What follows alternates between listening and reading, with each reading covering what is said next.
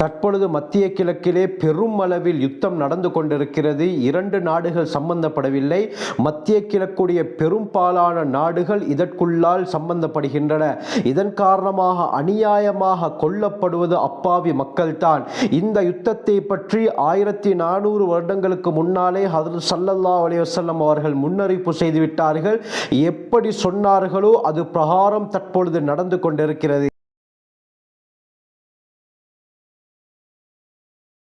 அல்ஹம்துலில்லாஹி ரப்பில் ஆலமீன், அஸ்ஸலாத்து வஸ்ஸலாமு அலா ரசூலில்லாஹி அம்மா பஅத். கண்ணியத்திற்குரிய இறைவனின் நல்லடியார்களே, அல்லாஹ்வின் சாந்தியும் சமாதானமும் என்றென்றும் நம் அனைவர் மீதும் உண்டாவதாக. பயங்கரமான ஒரு காலத்திலே நாங்கள் வாழ்ந்து கொண்டிருக்கிறோம். உலகத்திலே பெரும்பாலான இடங்கள் தற்பொழுது பிரச்சனை நிறைந்த இடங்களாகத்தான் இருக்கின்றன. குறிப்பாக இந்த மத்திய கிழக்கு மிட்லிஸ்ட் பகுதியை எடுத்துக்கொண்டால் சதா காலமும் சதா நேரமும் அந்த இடங்கள் யுத்த பூமியாகத்தான் காட்சி அளித்துக் கொண்டிருக்கின்றன. தற்பொழுது அமெரிக்கா இஸ்ரேலுடைய கூட்டுப்படை, மறுபக்கம் ஈரானுடைய தாக்குதல், இதன் காரணமாக மத்திய கிழக்கே யுத்த மைதானமாக மாறியிருக்கிறது. கண்ணியமானவர்களே, இந்த யுத்தங்களின் காரணமாக அநியாயமாக கொல்லப்படுவது யார் என்று பார்த்தால் 2 தரப்பிலும் இருக்கக்கூடிய பொதுமக்கள் தான். அது ஈரானிலே இருக்கக்கூடிய மக்களாக இருந்தாலும் சரி, இதே போல இஸ்ரேல், இதே போல ஏனைய அரபு நாடுகளிலே இருக்கக்கூடிய மக்களாக இருந்தாலும் அநியாயமாக கொல்லப்படுவது இந்த பொதுமக்கள் தான். அன்று அமெரிக்கா இஸ்ரேலுடைய கூட்டு தாக்குதலின் காரணமாக ஈரானுடைய ஆரம்ப பள்ளியிலே கற்றுக்கொண்டிருந்த சிறுவர் சிறுமிகள் கிட்டத்தட்ட 148 பேர் அநியாயமாக கொல்லப்பட்டது தான் மனதுக்கு மிகப்பெரிய வேதனையை அளிக்கிறது. ஈரானுடைய உச்சபட்ச தலைவர் ஆயத்துல்லா அலி அல் ஹமீனி அவர்களைத்தான் நாங்கள் தாக்குகிறோம் என்ற பெயரில் அப்பாவி சிறுவர்களை இவர்கள் தாக்கி அந்த தாக்குதலின் காரணமாக 148 விட அதிகமான சிறு பிள்ளைகள் மரணித்திருக்கிறார்கள். இதுதான் மிகப்பெரிய வேதனையாக இருக்கிறது. அருமையானவர்களே, அநியாயமாக அப்பாவிகள் கொல்லப்படுகிறார்கள். இந்த விடயங்களை பற்றி 1400 வருடங்களுக்கு முன்னால் ஸல்லல்லாஹு அலைஹி வஸல்லம் தெளிவாக சொன்னார்கள்.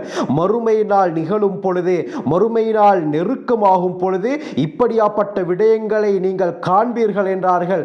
1400 வருடங்களுக்கு முன்னால் ஸல்லல்லாஹு அலைஹி வஸல்லம் எப்படி சொன்னார்களோ அது அணுவளவு கூட பிசகாமல் அப்படியே நடந்து கொண்டிருக்கிறது. அந்த விடயங்களை இன்று நாங்கள் கண் முன்னால் மத்திய கிழக்குடைய இந்த யுத்தத்திலே பார்த்து கொண்டிருக்கிறோம். புகாரி முஸ்லிமுடைய ரிவாயத், அபூ ஹுரைரா ரலியல்லாஹு அன்ஹு அறிவிக்கிறாங்க, ஹஜ்ரத் ஸல்லல்லாஹு அலைஹி வஸல்லம் சொன்னார்கள், மறுமை நாள் நிகழ மாட்டாது ஹத்தா தக்ஸுரல் ஹர்ஜ், ஹர்ஜ் அதிகரிக்கும் வரை என்று சொன்னார்கள். உடனே சஹாபாக்கள், மல் ஹர்ஜ் யா ரசூலல்லாஹ், ஹர்ஜ் என்றால் என்ன என்று கேட்டார்கள். அதற்கு ஸல்லல்லாஹு அலைஹி வஸல்லம் அல் கத்ல், கொலை என்று பதிலளித்தார்கள். மறுமை நாள் சம்பவிக்கும் பொழுது, உலக அழிவு நெருங்கும் பொழுது உலகத்திலே எங்கு பார்த்தாலும் கொலை அதிகரிக்கும், அநியாயமாக மக்கள் கொல்லப்படுவது மறுமை நாளுடைய அடையாளம் என்பதை ஸல்லல்லாஹு அலைஹி வஸல்லம் முன்னறிப்பு செய்தார்கள். இன்று கண்கூடாக பார்த்து கொண்டிருக்கிறோம். அருமையானவர்களே, இதே போல சஹீஹ் முஸ்லிமுடைய ரிவாயத், அபூ ஹுரைரா ரலியல்லாஹு அன்ஹு அறிவிக்கிறாங்க, ஹஜ்ரத் ஸல்லல்லாஹு அலைஹி வஸல்லம் சொன்னார்கள், வல்லதி நஃப்ஸி பியதிஹி, என்னுடைய உயிர் எவன் கைவசம் இருக்கிறதோ அந்த அல்லாஹ்வின் மீது சத்தியமாக, லா தذهب الدنيا حتى يأتي يوم, ஒரு நாள் வரும் வரை இந்த உலகம் அழிந்து விடாது. அந்த நாள் எப்படியாப்பட்ட நாள், லா யத்ரில் காத்திலு ஃபீமா கத்தல வலல் மக்தூலு ஃபீமா குத்தில, கொலை செய்தவனுக்கு தெரியாது நான் ஏன் இவனை கொலை செய்தேன், கொலை செய்யப்பட்டவனுக்கு தெரியாது நான் ஏன் கொலை செய்யப்பட்டேன் என்று. இப்படியாப்பட்ட நாள் வரும் வரை இந்த உலகம் அழியாது என்று ஸல்லல்லாஹு அலைஹி வஸல்லம் சொன்னார்கள்.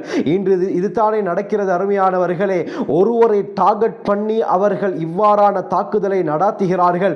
அந்த தாக்குதலின் காரணமாக பல நூறு அப்பாவிகள் கொல்லப்படுகிறார்கள். இவர்களுடைய எண்ணம் அந்த ஒருவரை தான். ஆனால் இவருடைய இந்த தாக்குதலினால் அப்பாவியாகிய பல நூறு பேர் கொல்லப்படுகிறார்கள். அந்த கொல்லப்பட்டவர்களுக்கு தெரியாது ஏன் என்னை இவன் தாக்கினான் என்று. இந்த அளவுக்கு தற்பொழுது நிலைமை மாறி இருக்கிறது. இந்த தொடர் ஹதீஸ்ல இறுதியில் ஸல்லல்லாஹு அலைஹி வஸல்லம் சொன்னார்கள், சொன்னார்கள், அல் காத்திலு வல் மக்தூலு ஃபின்னார், கொலை செய்தவனும் கொலை செய்யப்பட்டவனும் நரகத்தில் இருப்பார்கள் என்ற விடயத்தையும் சொன்னார்கள். இந்த வசனத்திற்கு, இந்த ஹதீஸுடைய இந்த வசனத்திற்கு மார்க்க அறிஞர்கள், ஹதீஸ்களை வல்லுநர்கள் விளக்கம் கூறும் பொழுது என்ன கூறுகிறார்கள் என்றால், ஒருவர் இன்னொருவரை கொலை செய்வதற்கு திட்டம் தீட்டியிருப்பார். அவர் இவரை கொலை செய்வதற்கு முன்னால் எவரை இவர் கொலை செய்வதற்காக வேண்டி முடிவு செய்திருந்தாரோ அவர் இவரை கொலை செய்திருப்பார். எனவே இருவருடைய நீயத்தும் கொலை செய்வது தான். எனவே தான் இப்படியாப்பட்ட கொலை செய்தவர் கொலை செய்யப்பட்டவர் இருவரும் எண்ணம் கொலையாக இருந்ததினால் இருவரும் நரகவாதி என்று ஸல்லல்லாஹு அலைஹி வஸல்லம் சொன்னார்கள். இவர் ஆரம்பத்திலேயே அவரை கொலை செய்வதற்கு முடிவு செய்திருப்பார். இவர் கொலை செய்வதற்கு முன்னால் அவர் இவரை தீர்த்து கட்டியிருப்பார். எனவே இருவருடைய எண்ணம் ஒரேடியாக இருப்பதினால் இருவரும் நரகவாதி என்று ஸல்லல்லாஹு அலைஹி வஸல்லம் சொன்னார்கள். இதுவும் இன்று பரவலாக உலகத்திலே நடந்து கொண்டிருக்கிறது. உலக வரலாற்றிலே நடந்த யுத்தங்களை, புரட்சிகளை எடுத்து பார்க்கும் பொழுது தங்களுடைய சுய லாபத்துக்காக வேண்டி எத்தனை மில்லியன் மக்கள் கொல்லப்பட்டிருக்கிறார்கள் என்பதை நீங்கள் அறிந்தால் அருமையானவர்களே உங்களுக்கு புல்லரித்து போகும். முதலாவது உலக மகா யுத்தத்தில் 15 மில்லியன், இரண்டாவது உலக மகா யுத்தத்தில் 55 மில்லியன், வியட்நாமுடைய யுத்தத்திலே 3 மில்லியன், ரஷ்யாவுடைய சிவில் யுத்தத்திலே உள்நாட்டு போரிலே 10 மில்லியன், ஸ்பெயினுடைய சிவில் வாரிலே 12 மில்லியன், இதே போல ஈரானுடைய அந்த யுத்தத்திலே 1 மில்லியன், ஹிரோஷிமா நாகசாகியின் மீது அமெரிக்கா தாக்குதல் நடத்திய அந்த அணுகுண்டு தாக்குதலின் காரணமாக 1,40,000 விட அதிகமானவர்கள் கொல்லப்பட்டார்கள். இதே போல ரஷ்யா கம்யூனிச நாடாக வளருவதற்காக வேண்டி 40 லட்சம் பேருடைய உயிரை வாங்கியிருக்கிறது. பிரான்சுடைய புரட்சி 25 லட்சம் பேர், பாகிஸ்தான் சுதந்திரம் அடைவதற்காக வேண்டி 10 மில்லியன், அதாவது 1 கோடி பேருடைய உயிர் அந்த இடத்திலே அநியாயமாக போயிருக்கிறது. இதே போல தாத்தாரிகளுடைய தலைவன் ஜங்கிஸ் கான் ஈராக்குடைய பக்தாதில் ஒரே நாளில் 15 லட்சம் மக்களை அநியாயமாக கொலை செய்தான். எனவே ஸல்லல்லாஹு அலைஹி வஸல்லம் சொன்ன அந்த ஹதீஸ் எந்த அளவுக்கு ஒத்து போகிறது என்று பாருங்கள்.